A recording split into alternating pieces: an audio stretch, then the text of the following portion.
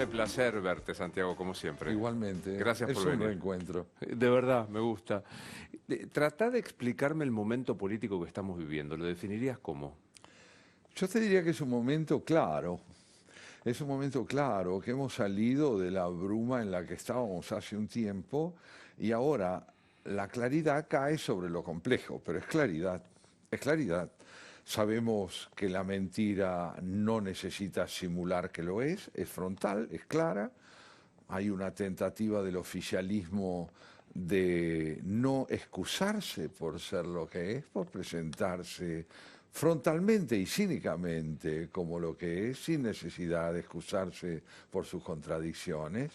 Tenemos una oposición donde los candidatos se disputan francamente el liderazgo, no hay tapujos, tienen que aprender en todo caso a civilizar la disputa, pero no necesariamente a atenuar su intensidad, porque la política es eso.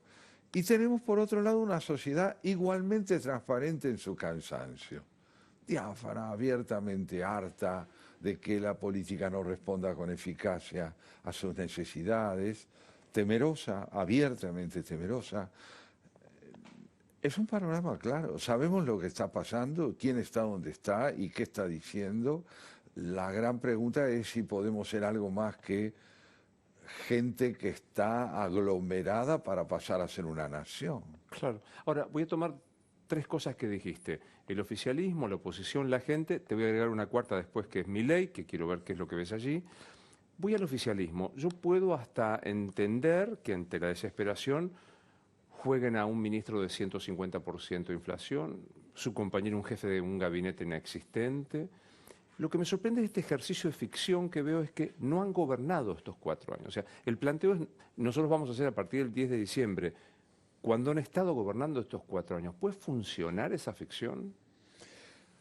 No, yo creo que una vez más la presidenta se equivocó en la elección de aquel sobre quien delegó una función pseudo protagónica, como es la del actual presidente.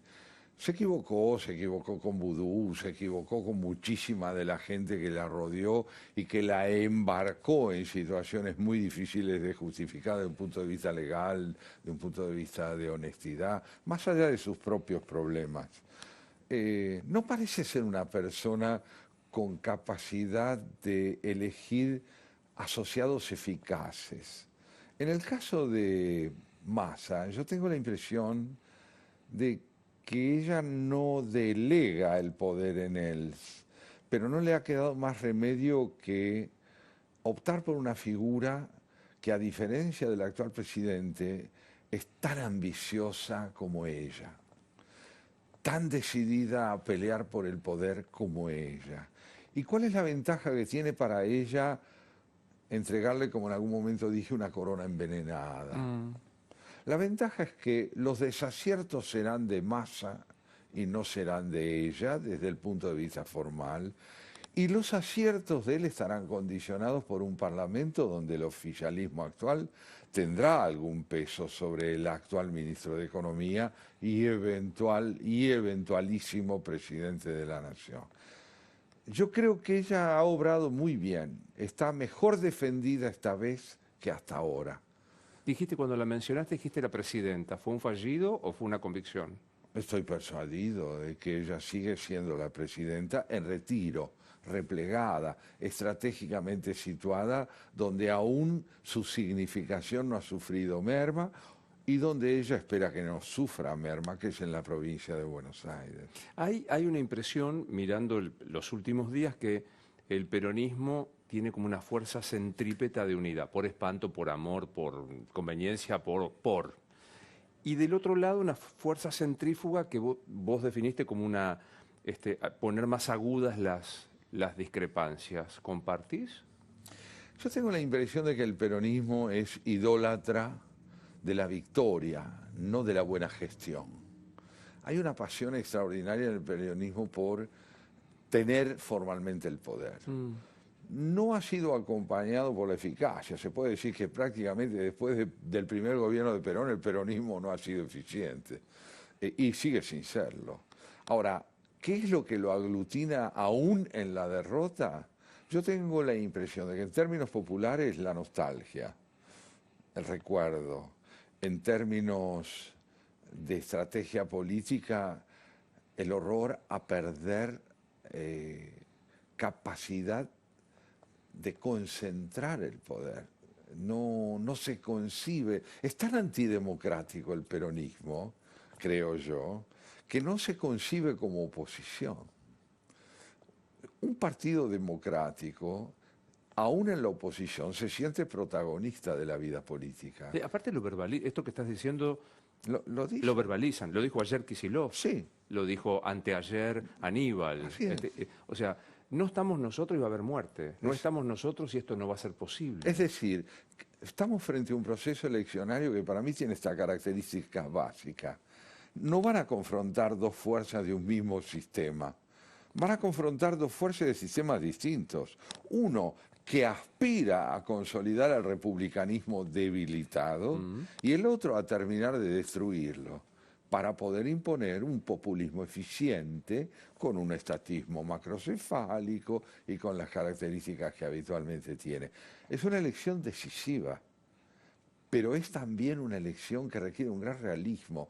Si triunfan las fuerzas de la actual oposición, no gana un republicanismo consolidado, sino por consolidar. Claro. Ahora, dijiste, me gustó esto que dijiste del peronismo y la nostalgia bárbara. Julio Bárbaro define el peronismo como un recuerdo que trae votos. Sí. Sí, a mí me parece que hay algo del tango en el peronismo, ¿no? Dice que el tango, cuando uno está en el exterior, el tango te trae recuerdos de una Argentina que no es la que dejaste cuando te fuiste al exterior, es la que soñás que tuviste. El peronismo es una fuerza emocional altamente diseminada en el país sobre la base de la memoria y también sobre la base, convengamos, de una enorme capacidad de gestión para aglutinar votos sobre la base de la dependencia. Claro. El estatismo macrocefálico genera identidad laboral.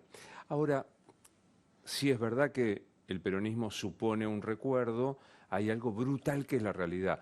1 de cada 2 chicos menores de 16 pobres, 150% de inflación. Sin juzgar, tratando de entender, ¿cómo comprendes al que sigue votando, al que le da estos resultados, por más que yo tenga un sueño de la nostalgia? Yo te diría que hay un prejuicio muy profundo que está afincado en la sensibilidad peronista, y es que la alteridad es peor que el sufrimiento. El prójimo, entendido como un diferente, encierra más riesgos que el dolor del fracaso propio.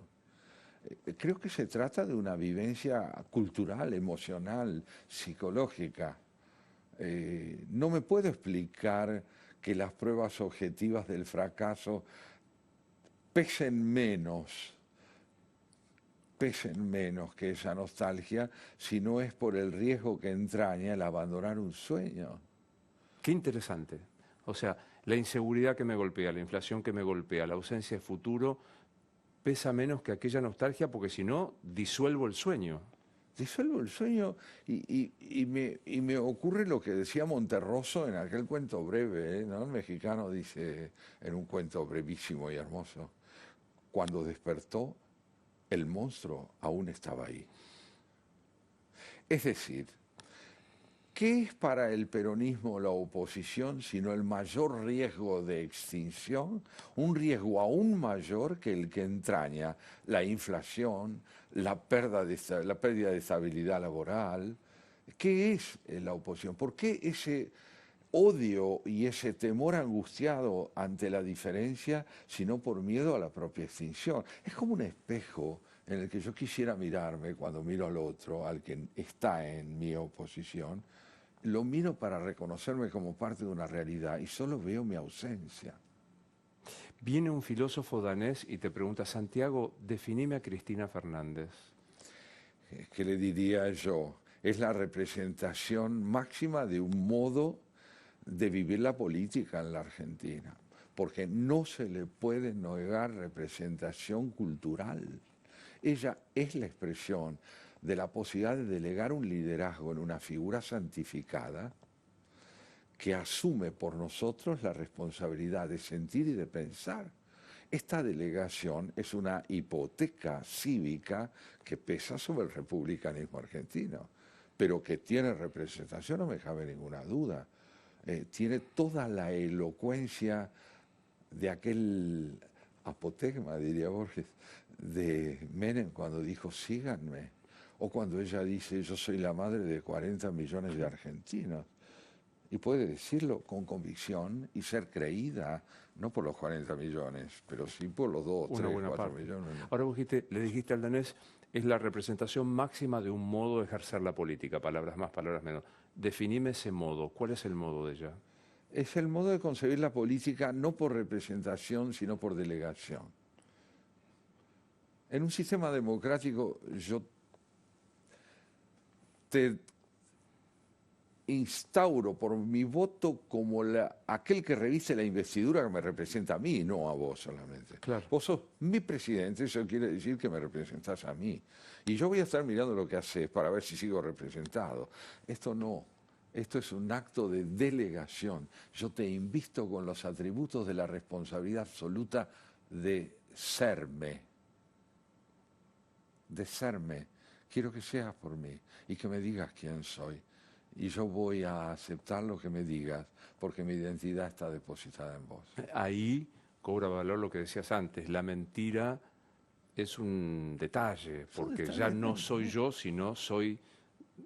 No me sale una expresión en castellano, soy sido, me sale, soy existido. Estoy delegado, estoy delegado.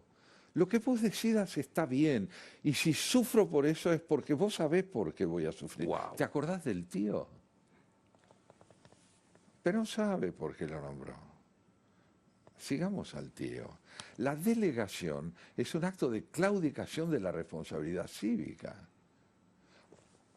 Si vos sos mi amigo, como lo sos, yo confío en vos. Pero confiar en vos significa que decidimos entre los dos, consensuamos entre los dos, disentimos entre dos, pero nadie es por el otro. Claro. Salvemos distancias. Pero, Cámpora a Perón, el tío, ¿lo que más es a Cristina? No, no, de ninguna manera. Cámpora no era una figura estelar ni tenía aspiraciones de estelaridad. Massa aspira a reemplazarla a Cristina en la concentración de poder y en la representación social. No es Fernández tampoco. Fernández se reveló sin talento y tarde. Massa tiene talento para pelear por el poder, lo cual no habla de su consistencia ética, pero sí habla de su habilidad política.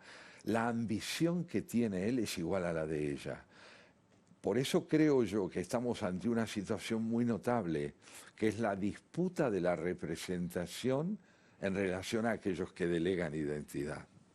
El hecho de que ayer me impactó, para mí es una definición ideológica, porque fue aplaudido por, bueno, el tema de los aplaudidores y de los obsecuentes que a todo dicen que sí, a mí me parece muy impactante en los actos en donde está la vicepresidenta. Ayer Cristina dijo, los empresarios, palabras más, palabras menos, los empresarios se reúnen para ver quién dice la boludez más grande. Y no he escuchado a un solo empresario en todo este día que se escandalizara por esto.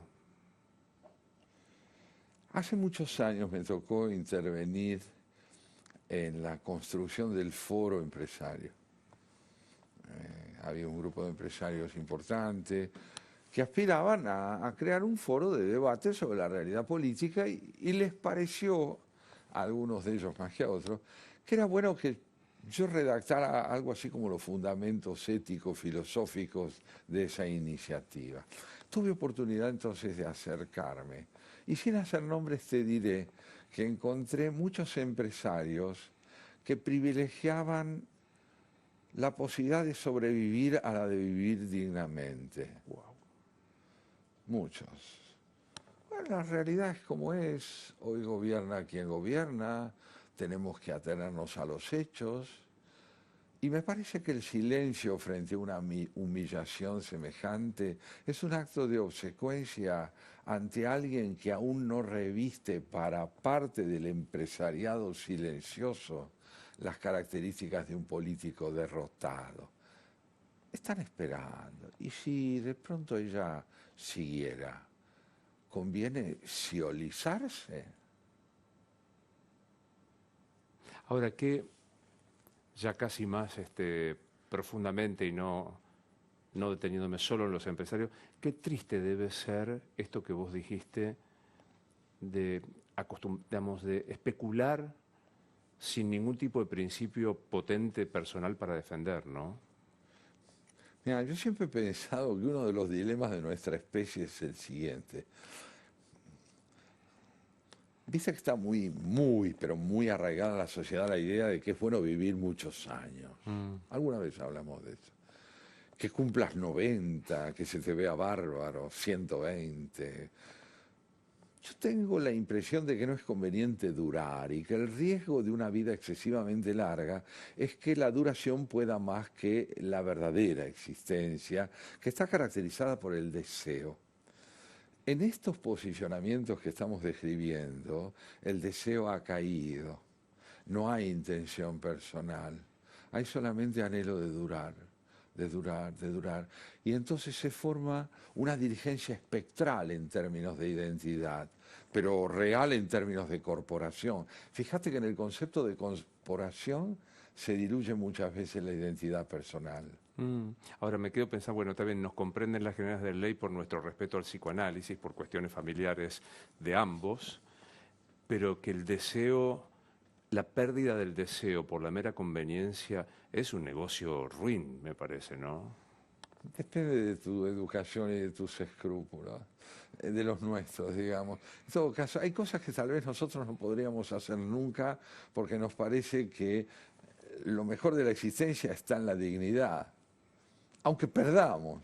Claro. Pero en la dignidad, porque en todo caso seremos como Cabral, moriremos contentos, porque tenemos dignidad. Pero la dignidad es un atributo no del todo difundido, donde el poder es lo que más Y menos importa. apreciado, no cotiza muy alto, ¿no? No. Está por ahí como... No, mira, a todos nos ha tocado en algunos momentos ver que hubo gente dispuesta a comprar nuestra dignidad, a comprarla, ¿no?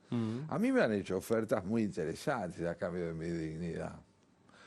Hablo como escritor en términos de publicar en Europa, a condición de que, por ejemplo, yo renunciara como escritor argentino a mi nombre latinoamericano, digamos, ligeramente Santiago, no al Kovadlov, porque en París Kovadlov puede andar. Tiene un charme. Tiene un charme, es el de un exiliado ruso, vagamente romántico, pero Santiago no. ¿Qué tal si lo reemplazamos por Jacques? ¿En serio que te ofrecieron eso? Te lo juro, no te voy a decir qué editorial, por supuesto, pero me han ofrecido eso, publicarme si yo transformaba mi Santiago en Jacques, y entonces teníamos un Jacques Kovadlov, que anda fenómeno, digamos, para Suena un libro, lindo, pero... Suena lindo para un libro de ensayos de un filósofo que queda relegado como latinoamericano, pero brutalmente denunciado en su Santiago. Es hermoso. Bueno, déjame que liquidemos rápido la política para hablar de esto, que lo único que me importa es la vida, que es de la vida precisamente. Decías disputas en Juntos por el Cambio, pasando a la oposición, naturales, creo que usaste la palabra, o propias de... Sí. ¿Llega hasta ahí, ventajero de un lado, tu modo de gobernar es un fracaso, como se han dicho de uno y otro? Mira, yo creo que cuando se reconocen los errores que pudo haber cometido el presidente Macri durante su gestión, se señala algo que inevitablemente caracteriza a todo gobierno. Yo creo, no obstante, que el gobierno de Mauricio Macri ha sido un gobierno que no puede ser denostado por quienes están en esa misma fuerza de la manera cruenta y hasta cínica con que se lo hace. Una cosa es decir, tratemos de no reiterar errores y digamos de inmediato y de preservar los aciertos de Mauricio Macri. Todo aquello que ha hecho en política exterior, todo aquello que ha hecho en el campo cultural, todo aquello que pudo haber aportado en tantos otros órdenes en términos de libertad de expresión. Pero enfatizar el error sin rescatar la herencia fecunda que se ha recibido de ese gobierno me parece que es mezquino. Ahora bien, en la actualidad la disputa entre Rodríguez Larreta y Patricia Bullrich es una disputa que a mí me gustaría verla enriquecida por un contenido más hondo en ideas. en propuestas. Una cosa es que discutamos cómo vamos a desarrollar el proyecto educativo. Otra es denostar al adversario por considerar que no representa una alternativa para el país. Es lo que ocurre, pero yo creo que el lado más fecundo está en poder proponer ideas que impliquen políticas de Estado y que se las coteje. Si alcanzáramos ese nivel, pero estamos en una nación. Claro. ¿Seguís convencido que Patricia representa esto del inicio de la consolidación del republicanismo con valores? Sí, sí, muy convencido. En primer término te diría, y esto por supuesto que es personal, pero lo creo como mucha gente lo cree, yo creo que ella no ambiciona el poder por el poder. Creo que ella ambiciona alcanzar la presidencia para tratar de llevar adelante el afianzamiento de ese republicanismo frágil que hemos heredado de todos estos 40 años de democracia, en primer lugar. Después me parece que es una persona sincera, que dice lo que piensa, pero lo que piensa es democrático. ¿No? También Cristina dice lo que piensa.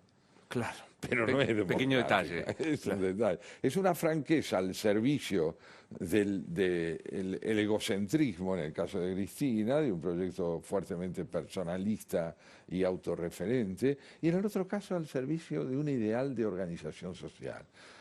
Creo que es honesta. Ya se ha dicho, pero vale la pena recordar que es valiente. Creo que tiene dos gestiones que prueban su idoneidad detrás de ella, en Ministerio de Trabajo y en Seguridad. Y después, por mi experiencia, es una mujer que tiene preguntas, cosa infrecuente en la política. Claro, que en general tienen una serie de certezas los políticos abrumador. Abrumador. Realmente, no dudan de nada. No, son portadores de certeza, pero la certeza revela un grado de ausencia personal muy grande. Sin duda. Ella tiene preguntas, yo lo sé, en mi intercambio con ella lo verifico. Una dirigente que aspirando a ocupar el cargo que ocupa, tiene preguntas, es una mujer que aspira a convivir con ministros y con políticos de su propia agrupación y de fuera de su agrupación. Quien tiene preguntas no tiene miedo. Me gusta esta idea, que el que pregunta, el que tiene dudas, no digo una garantía, pero es un buen plafón para convivir con la diferencia, con lo diverso. Sí, no le tiene miedo a la diversidad. Coteja, pondera y decide. Claro. Más de una vez hemos conversado, me ha planteado preguntas, le he dado mi punto de vista y de pronto disiente conmigo. Pero no deja de preguntar y se arriesga a aprender, porque quien pregunta se arriesga a aprender. Claro. Es que el que pregunta se anima a conocer del otro distinto, ¿no? Sí, sí, ahí está. Esto me parece que en la política argentina es indispensable. El pluralismo no es la tolerancia hacia el otro, es comprender la riqueza que puede provenir del trato con otro. Esta es una mujer, creo yo, que tiene otro rasgo, porque lo he visto, le gusta estudiar. Pues también es rarísimo eso. Es rarísimo, ¿no? Le gusta estudiar, lee. No quiero entrar en muchos detalles, no digo íntimos, pero más bien muy personas, pero más de una vez le he visto preguntar, y decime, ¿y de él qué me recomendarías leer? ¿Y cuál es la obra que te parece importante? Esa señora quiere ser presidenta de la República y tiene preguntas y quiere estudiar y no quiere dejar de estudiar. Me interpela mucho esto de que el que pregunta se anima a lo diverso. Sostengo que el que discrimina tiene antes que nada un miedo pavoroso, o sea, el sectario, el antisemita, el homofóbico, el misógino, le tiene pánico a ellos. ¿Cómo viviste el episodio de Franco Rinaldi? Bueno, mira, en sí mismo me pareció una expresión de pobreza enorme, digamos, senil, porque el prejuicio siempre es senil, es siempre el mismo, es siempre la misma imbecilidad. Ahora, ¿se puede un prejuicioso arrepentir de lo que dice? Sí que se puede. Y si lo hace, habla eso muy bien de él. Lo grave del prejuicio es cuando está tan afincado que no tolera una revisión crítica. Todos somos prejuiciosos. Claro, Todos ¿quién somos no lo ha sido? prejuiciosos. ¿Cómo? Yo lo he sido. Pero lo somos a veces sin advertirlo. Y yo creo que en verdad una persona que no es prejuiciosa es la que vive combatiendo su prejuicio, pero no es que no los tiene. Claro, pero yo decía, todo lo hemos sido. Anteayer, hace unos días, llevando a la hija de mi esposo a la escuela, hay otra que tiene el mismo nombre que ella, y yo digo, esa que ella un poquito más gordita, 5 años me miró y me dijo, no se habla del cuerpo de los otros. No. 5 años. Entonces yo dije, bueno, está instalado en mí que una definición de una característica física es un modo de identificar. Error, está mal. Entonces digo, uno pide disculpas, se corrige y aprende para la próxima, ¿no? El punto es cuando se queda allí. Y te lo pregunto como un votante de Patricia, si gana Horacio Rodríguez, porque la pregunta es, ¿gana Horacio, los patricistas lo votan? Y a la inversa, ¿gana Patricia, los horacistas lo votan? Si gana Horacio, ¿votarías a Horacio? Sí, sí lo votaría.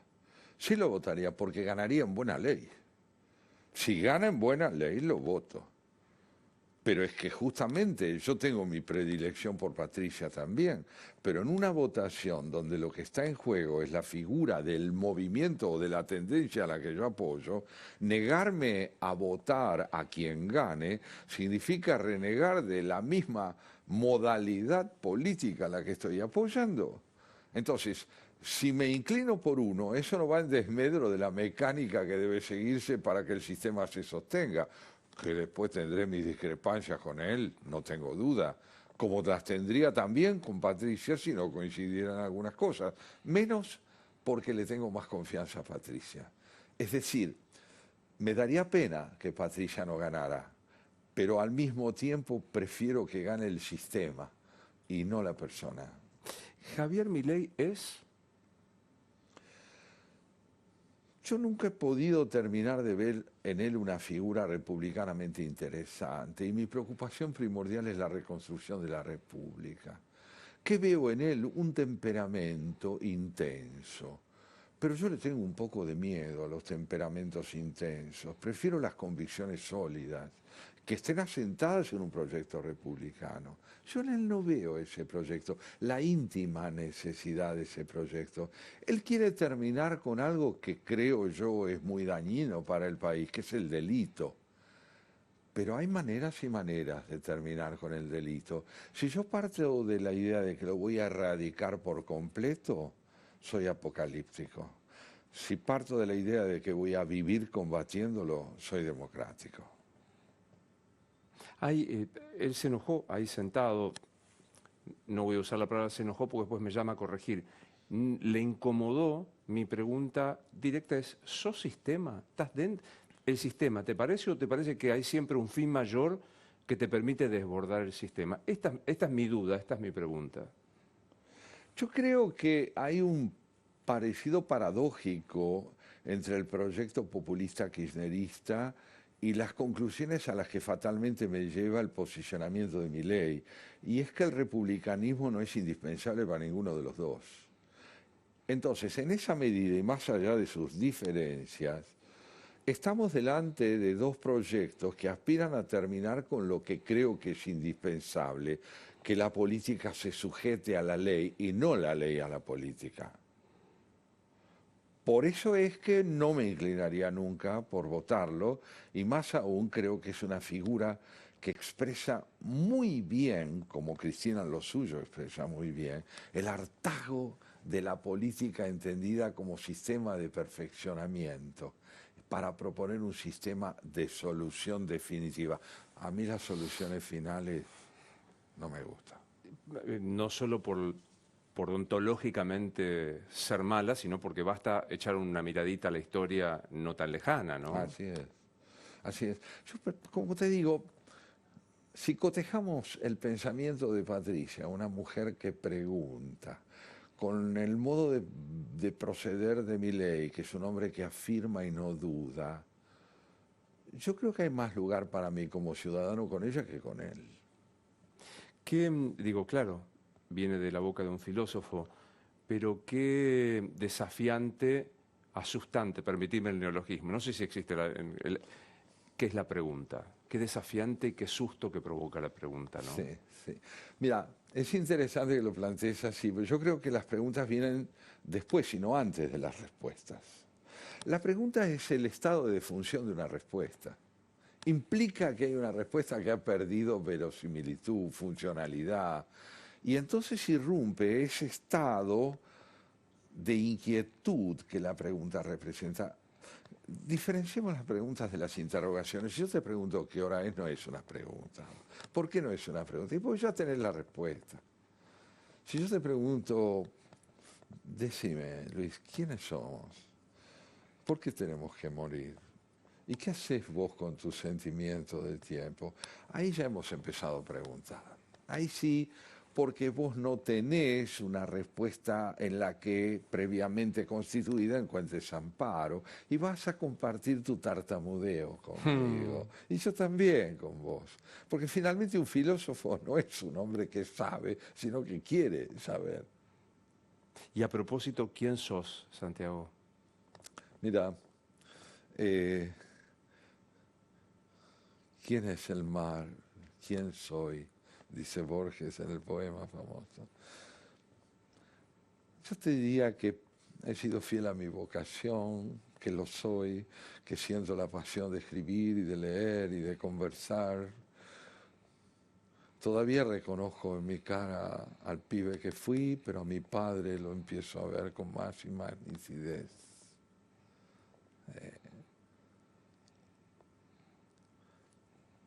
No tengo una certeza a la que pueda llamar identidad, ni me importa tener una certeza. Tengo amores, y los amores me sostienen. Pepe, has traído algo que, sobre lo que a mí me gusta escuchar, que es la vocación. Alguna vez en rueda de amigos, ya bien tarde, como pasan estas cosas, se discutía sobre la vocación y alguien, una persona muy inteligente, planteaba, pero ¿cómo sé cuál es mi verdadera vocación? Y yo decía, mira, tenés que ser sincera con vos misma. O sea, creo que esta pregunta supone un acto de sinceridad. Aquel que te dice, me cuesta entender cuál es mi vocación, ¿qué le decís?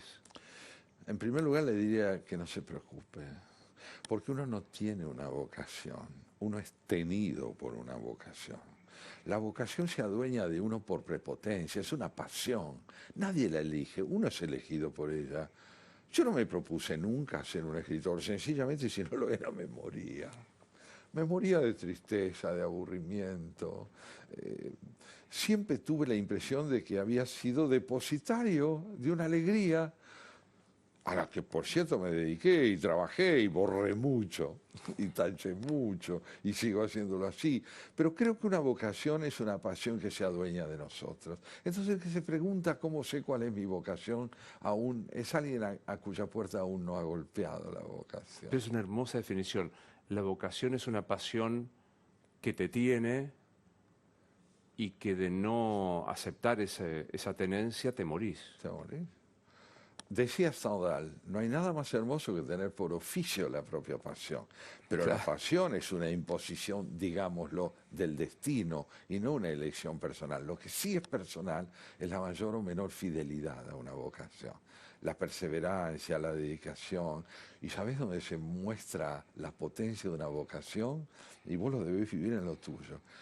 Cuando de pronto sentimos que no podemos escribir, que no se nos ocurre nada, y ella nos ha dado la espalda y rogamos para que vuelva, que me traiga una palabra, una.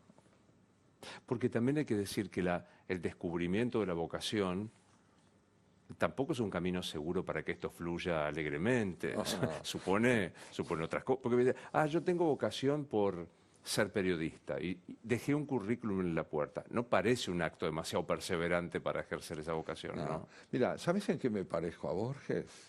En la intensidad de la vocación. Diferimos en el talento. Pero la intensidad de la vocación, me animo a decirte que la mía no es menor que la suya. Porque es una pasión que me ha tomado. ¿Y cómo la vamos a medir?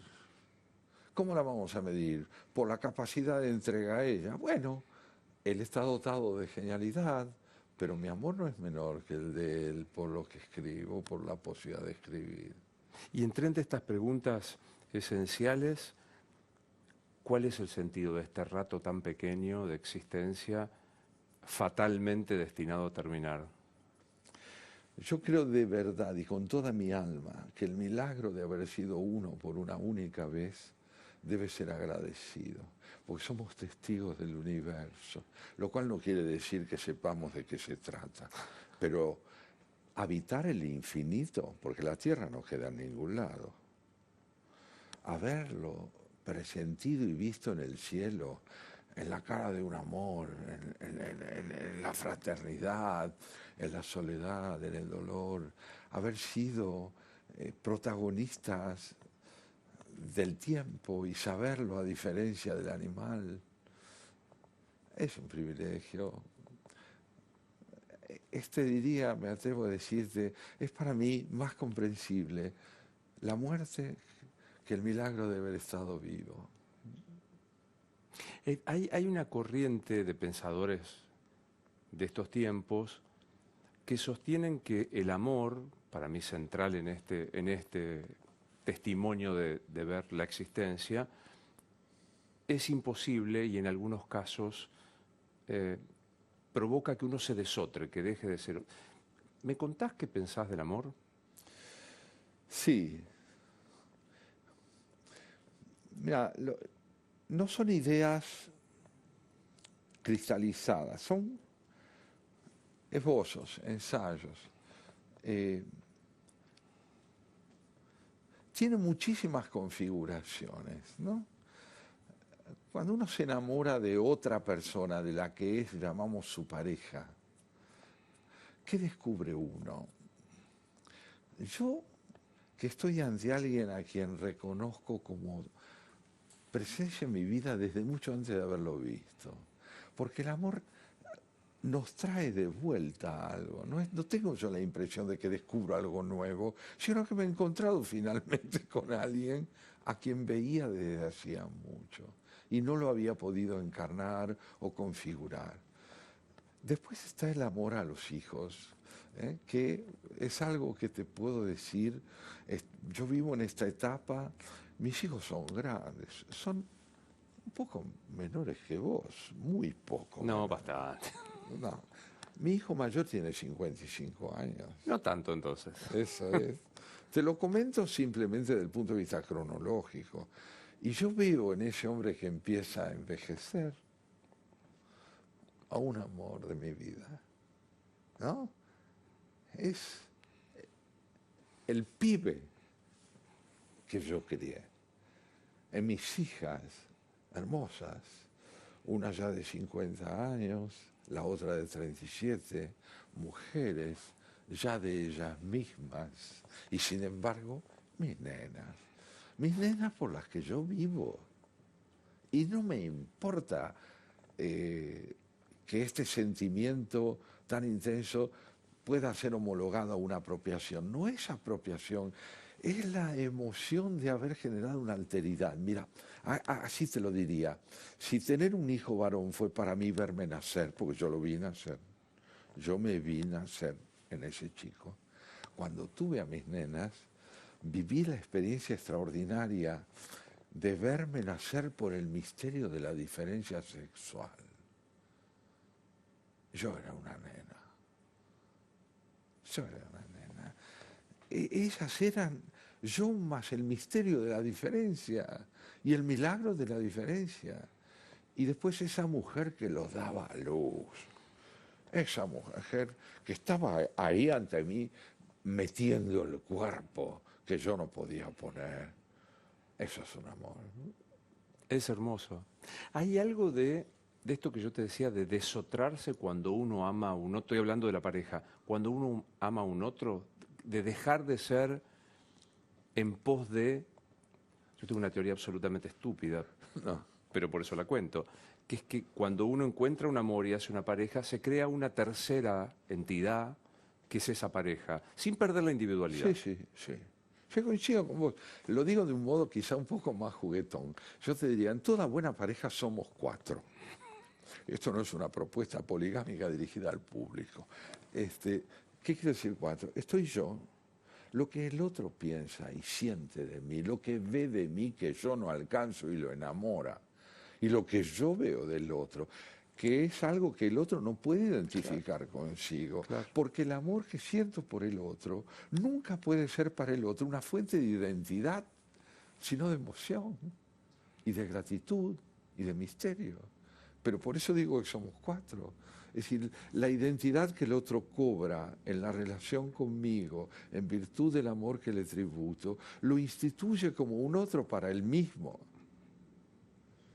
Leía a Luciano Lutherol, el psicoanalista, que decía que la pareja necesariamente es tensión porque hay dos deseos distintos, únicos, individuales, que se encuentran, pero que gestionar esa tensión hace el sentido de la pareja. Sí, sí. Una buena pareja también está integrada por dos seres respetuosos de la soledad del otro. Claro. De la soledad, ¿viste? Yo tengo la convicción, ¿no?, de que la vida de mi mujer es de ella. Es de ella, es ella y su mundo, al que yo estoy abierto. Pero ¿cuántas horas pasamos necesariamente solos? Porque esa soledad además nutre el encuentro. Nutre el encuentro. Yo no quiero que ella no esté sola. Estoy persuadido de que solo si está sola nos podremos encontrar después. Y cada uno vive su soledad como una plenitud también, sin testigos. ¿Y cómo conspira o ayuda, no sé, esa soledad referida estrictamente al vínculo sexual y la monogamia? ¿Cómo conspira o no la monogamia en esa soledad? Sí, yo tengo la impresión que lo que derrota el amor es la costumbre. Es decir, ¿por qué la costumbre? Porque la costumbre hace que el otro se vuelva tremendamente previsible y deserotizado. Claro. Porque sencillamente el erotismo consiste en el deseo por una presencia que de algún modo nos sorprende y conmueve.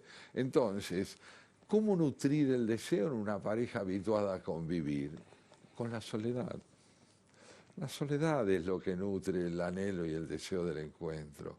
El respeto por la irreductibilidad del otro a uno. ¿Qué quiere decir tu mujer? Tu marido, tú. No, sí. No, tú no. No, tú no. Tú no. Tú no.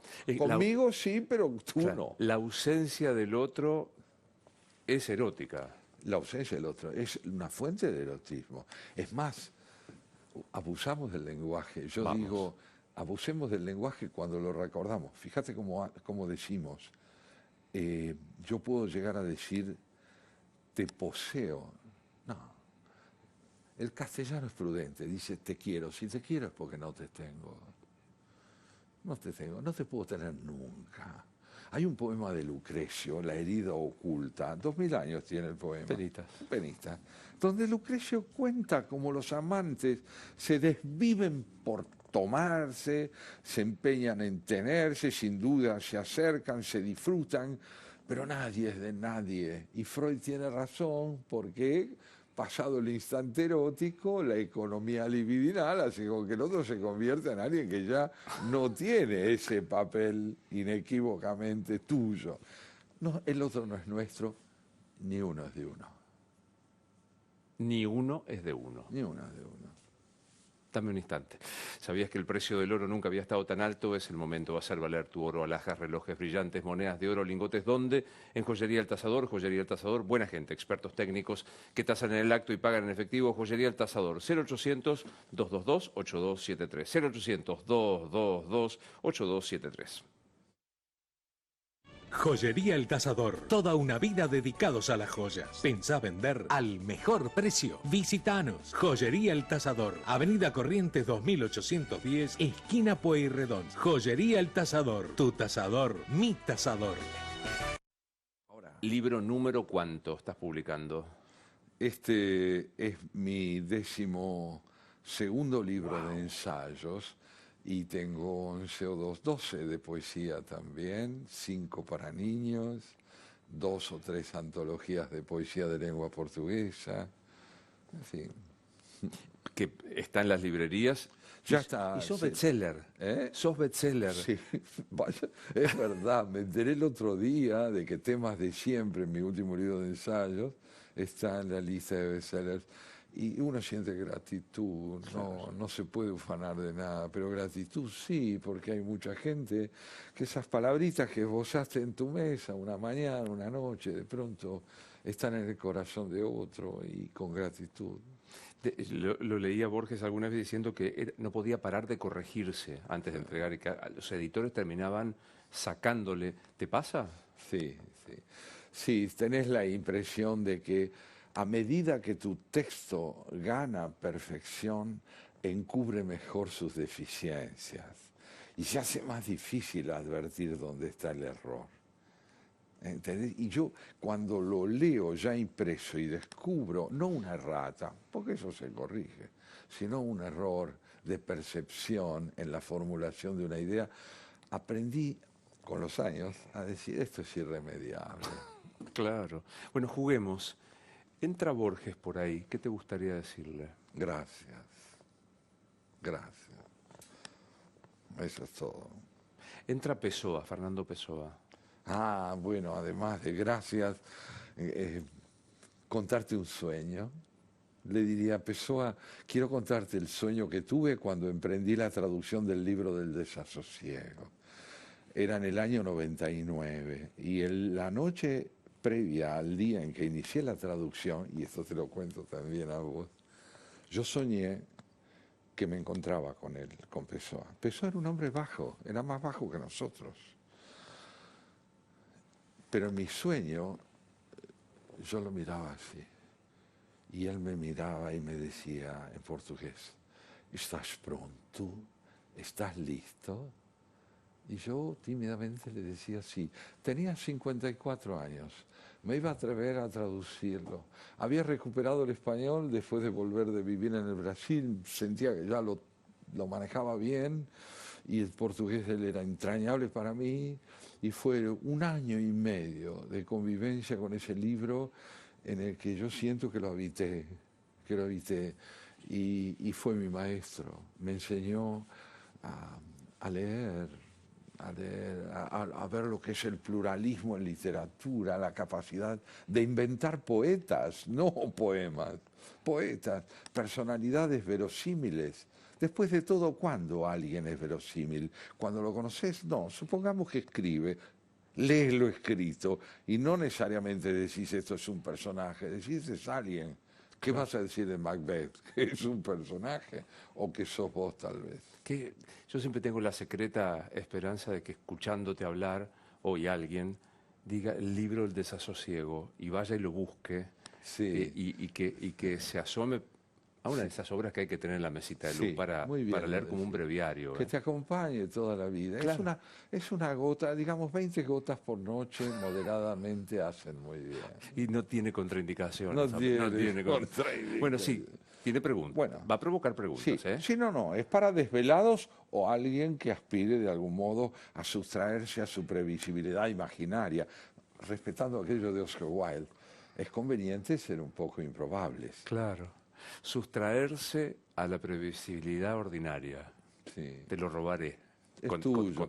Este diálogo es nuestro. Después de todo, somos una pequeña empresa ontológica. Promovemos dudas. Entran tus viejos, tu papá y tu mamá, ¿qué les decís? Bueno, además de la gratitud, otra vez solo se me ocurre decirte que estoy escribiendo un pequeño ensayo cuya primera escena es mi mamá que viene de la muerte. Está vestida como se vestía ella, con enorme sencillez, el pelo corto y más bien desbaratado, muy blanca, extiende su mano hacia mi rostro, así, y mira a un hombre de 80 años y no lo puede creer. Y papá fue el hombre que, cuando yo escribí mi primer intento de libro, se lo di para leer. Estábamos en San Pablo, yo tenía 17 años, y digo, papá, me gustaría que lo leas. Sí, cómo no, dámelo. Pasaban los días y nunca me decía que le había parecido. Entonces yo un día le digo, papá, ¿y qué te pareció? Bueno, hijo, todavía no tuve tiempo de leerlo, vos sabés que soy un hombre ocupado, cuando pueda lo voy a leer. No era cierto, lo había mandado a editar. ¡Wow! Y me lo trajo impreso. Entra en este juego Santiago Kovadlov a los 16, con unos añitos de experiencia como tenés. ¿Qué le decís a ese chico? Espero no haberte traicionado. Qué hermoso. Bueno, sabés que es una pregunta clásica de este programa. Asumo que no cambiaste de idea, pero nos morimos y ¿qué pasa? Yo quisiera llegar a mi muerte, como te dije, con la gratitud de haber vivido, de haber amado. Y no aspiro a más, no aspiro a más. Le rendimos un tributo al deseo, ¿no? Sí, sí, hemos conocido el deseo, hemos tratado de ser lo más armoniosos posibles en su despliegue, de no mentirnos demasiado, y mentirse demasiado es no arrepentirse de mentir. No mucho más, no mucho más. El milagro es haber sido uno, como te decía, por una única vez. Bueno, yo te agradezco el milagro y la felicidad que me da cada vez que te veo. Es un placer enorme. Igualmente, Luis. Que sean muchas más charlas. Que así sea. Gracias.